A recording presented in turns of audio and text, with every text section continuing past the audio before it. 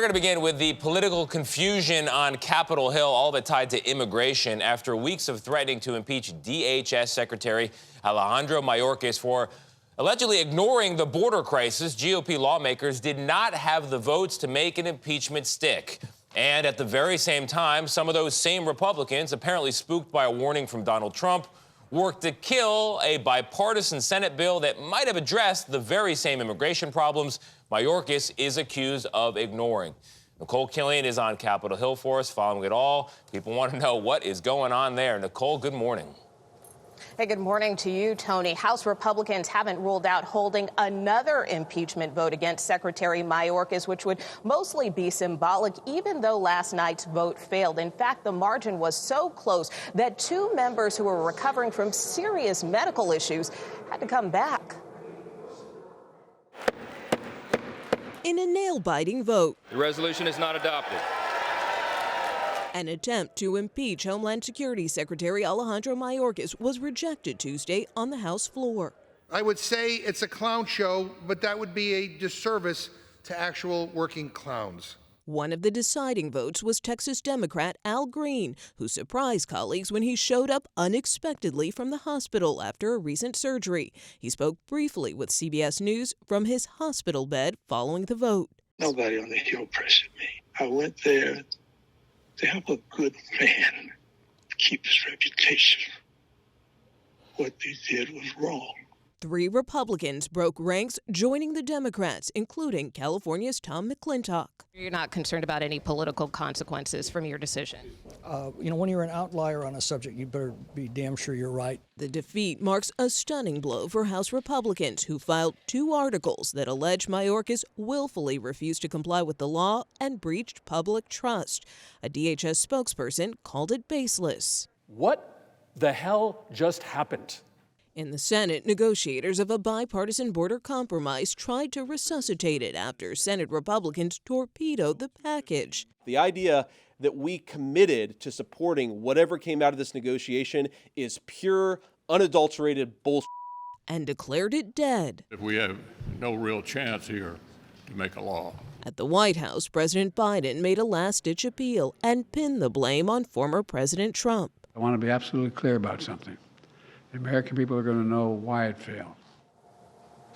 Leader Chuck Schumer plans to move forward today with a test vote, but if it fails, he plans to split off those border provisions and move ahead with funding for Israel and Ukraine. The House tried to vote on a standalone Israel package last night, but that too failed. Jerika. All right, Nicole Killian, thank you. There was a major setback for former President Donald Trump in his federal election interference case. A panel of appeals court judges firmly rejected his arguments for immunity yesterday, declaring, quote, former President Trump has become citizen Trump.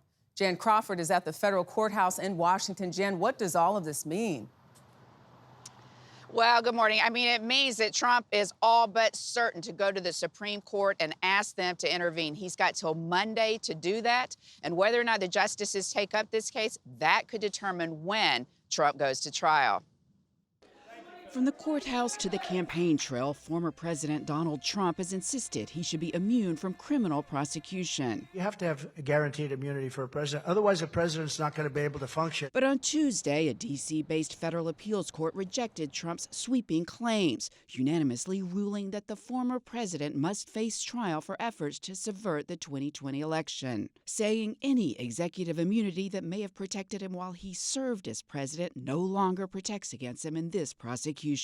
Last month, the former president sat in a packed courtroom as the 3-judge panel, made up of 2 Democratic appointees and 1 Republican, challenged his attorney's immunity arguments and posed a dramatic hypothetical. Could a president who ordered SEAL Team 6 to assassinate a political rival who was not impeached, would he be subject to criminal prosecution?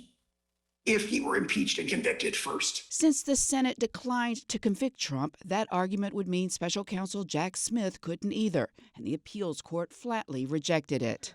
But as for when Trump's trial could start, it may depend on the nation's highest court. If the Supreme Court takes the case, this trial is going to be delayed substantially.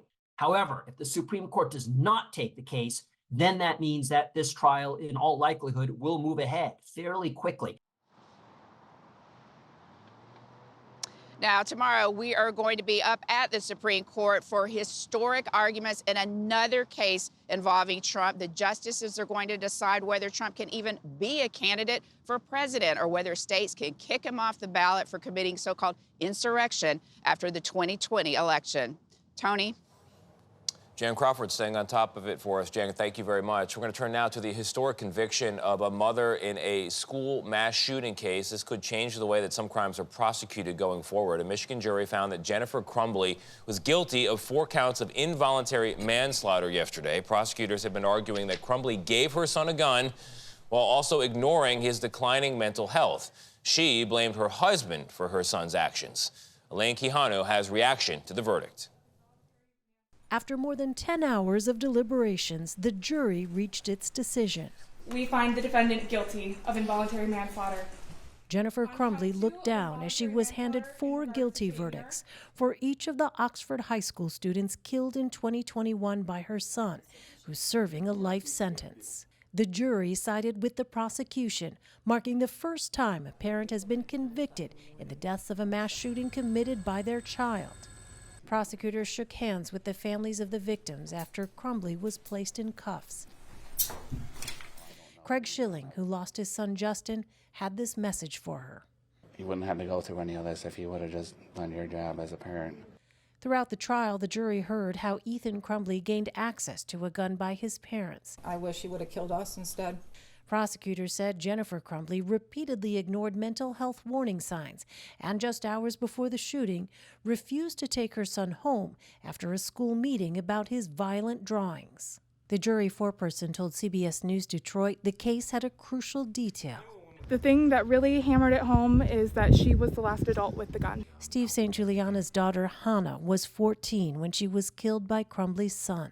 It's only a first step of the many things that need to change in order to protect our children. The definite message is watch your children. Legal analyst Joe Tamburino. This is going to change the landscape in the future of how prosecutions and investigations deal with serious juvenile crimes. Crumbley's husband, James, faces the same charges in his separate trial starting next month. What does this verdict mean for James Crumbley's trial?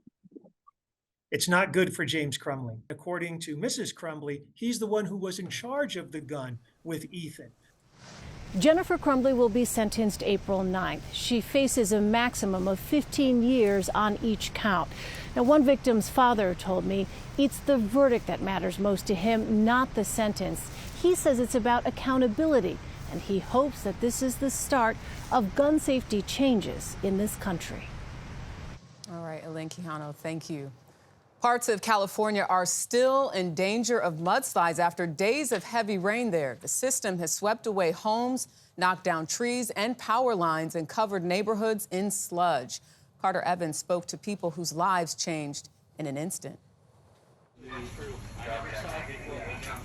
The whole backyard is flooded. It's about probably 2 feet of mud.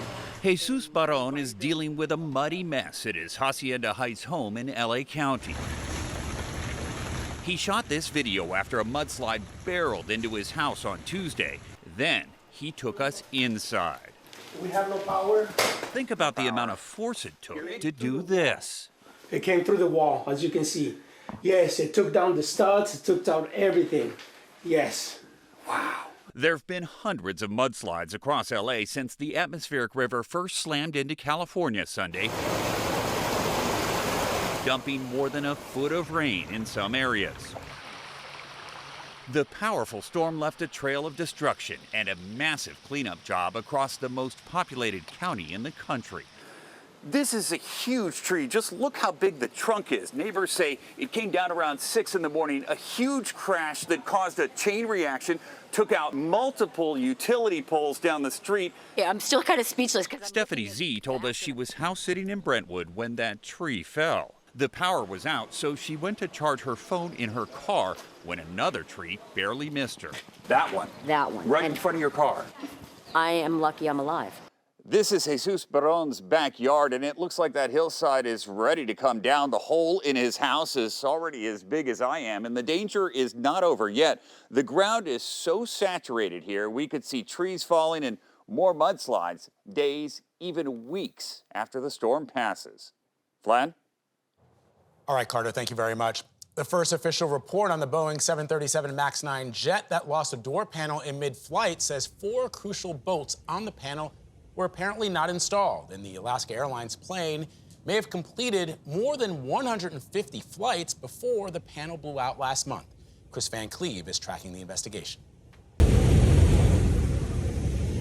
A loud bang echoed through the plane as the door panel blew off this Alaska Airlines 737 MAX 9 last month. It happened with such force, it slammed the captain's head into a display 26 rows away in the cockpit. Now, federal investigators say 4 bolts that should have held the door in place appeared to be missing when the brand new jet left the Boeing factory. So if the bolts are there, the door doesn't move up, which means it doesn't fly off. Yes. By design, if the bolts are there, it prevents the door from disengaging from the stop fittings. And flying off the plane. And flying off the plane. The preliminary NTSB report found the plane's fuselage was delivered to Boeing with defective rivets, which required removal of the door panel to fix. This September photo of the plane during final assembly shows that door panel in place, but at least 3 of the bolts missing. In a statement Tuesday, the Boeing CEO said the company is accountable for what happened and is implementing a comprehensive plan to strengthen quality. The current system is not working. This is FAA Administrator Michael Whitaker testified for the first time on Capitol Hill. The events of January 5th, it really created 2 issues for us. One, what's wrong with this airplane? But 2, what's going on with the production at Boeing? Questions the regulator says it's working to answer, as nearly all 737 MAX 9s are back in the air.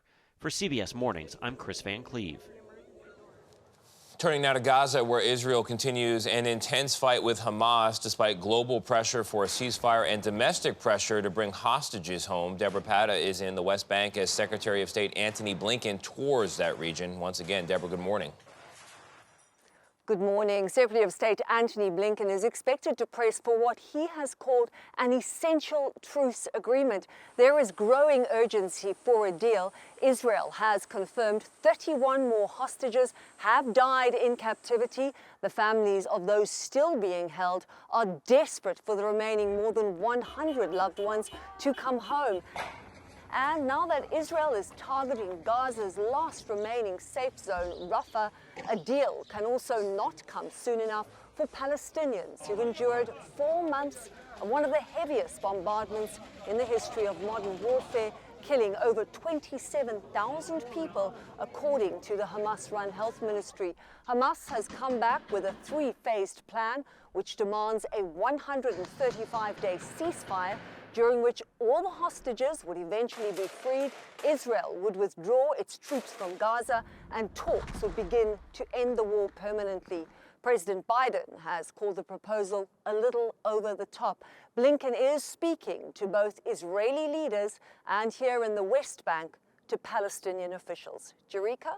Deborah Pata in the West Bank for us. Thank you. We are just 4 days away from Super Bowl 58 in Las Vegas, where nearly 500,000 people are expected to drop into town. So how do you keep everyone safe? There is one layer of security fans may never see, thousands of feet in the air. Our Chris Van Cleve went to the danger zone and got rare access to fighter jets that will keep watch on the big game. Strap in, we're along for the ride in the back of a California Air National Guard F-15 fighter, flying near the speed of sound over Owens Valley, California. Fighters like these from the 144th Fighter Wing will be NORAD's first responders should an aircraft pierce the 30-mile no-fly zone around Allegiant Stadium during Sunday's Super Bowl. They get on you pretty quickly. This is a training mission. Major Christopher LaCroix is at the controls.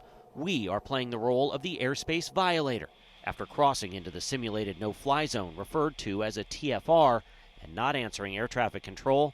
Fighters are scrambled to intercept us. You have entered a TFR. If you hear this radio transmission, reply or rock your wings. Within seconds, this intimidating sight, a fully armed F-15 off our wing. You have been intercepted by armed air defense fighters. The fighter pilots will make several maneuvers, like rocking their wings, along with radio calls trying to get the errant pilot's attention. If that doesn't work, they call this a headbutt, flying right in front of the unresponsive plane. If I'm focused just in front of me, I won't see the peripherals, so the last resort that we're going to try to do is go right out in front of them to get their attention. Once they have that pilot's attention, they'll be directed to follow the fighters and land at the nearest airport. If not, we're going to go and prevent them from penetrating that TFR. We're actively being intercepted by two F-15 fighters, trying to get our attention to get out of the airspace. So here he is rocking his wings. When he cuts out in front of you, that should get your attention. Yep, I got to follow him to the left. Airspace violations are overwhelmingly unintended or accidental. It last happened during a Super Bowl in 2018, prompting fighters to be scrambled. We've spent months planning for this, to build the airspace plan on how we would secure this event. Well, you guys are watching the game, we're going to be watching the skies. And while it's never happened, if an unresponsive aircraft is eventually deemed enough of a threat, those fighters could be ordered to shoot it down. Now, one thing to keep in mind, scheduled commercial aircraft, that includes even private jets like the one Taylor Swift will be arriving on Sunday, will be allowed to land here in Las Vegas, even when that no-fly zone is in effect, Tony. It's the only thing I wanted to know, Chris. Thank you so much for telling us. Appreciate it. Very interesting report. I hope you got a call sign while you're up there.